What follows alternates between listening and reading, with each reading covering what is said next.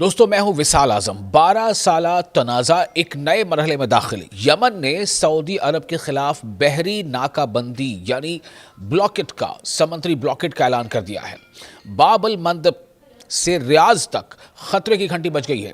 حوثیوں کا سعودی عرب کے خلاف بڑا اور غیر معمولی اقدام۔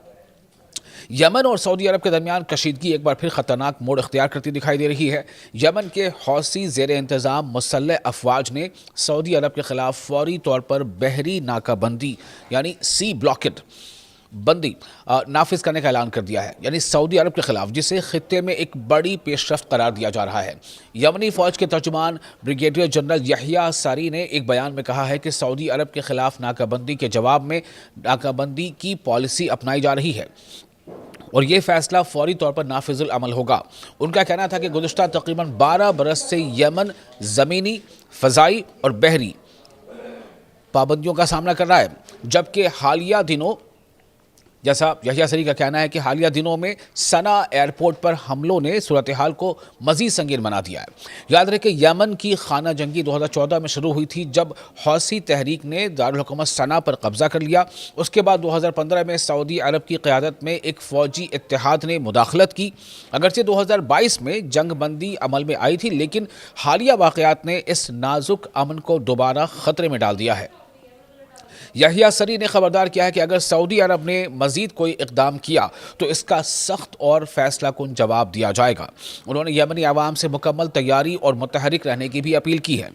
جو تازہ جانکاری آ رہی ہے اس کے مطابق حوثیوں کا کہنا ہے کہ اس بحری ناکہ بندی کا ممکنہ مرکز باب المندب کی اہم آبی گزرگاہ یعنی سمندر میں جو واٹر ویز ہے وہ ہوگی۔ یہ وہ راستہ ہے جس سے عالمی تجارت اور تیل کی ترسیل کا یعنی تیل کی سپلائی کا بڑا حصہ گزرتا ہے۔ ماہرین خبردار کر رہے ہیں کہ اگر اس راستے پر کشیدگی بڑھی، تناؤ بڑھا، تو جو عالمی توانائی کی منڈی ہے یعنی ورلڈ مارکیٹ ہے تیل کی، اور شپنگ سیکٹر پر بھی اس کا اثر کافی زیادہ پڑ سکتا ہے۔ دوسری جانب سعودی عرب نے حوثیوں کے اعلان کو مسترد کرتے ہوئے اس کی شدید مذمت کی ہے۔ ریاض کا کہنا ہے کہ وہ اپنی بحری آمد و رفت کے تحفظ کے لیے تمام قانونی اقدامات کرے گا اور حوثیوں کے الزامات بے بنیاد ہیں۔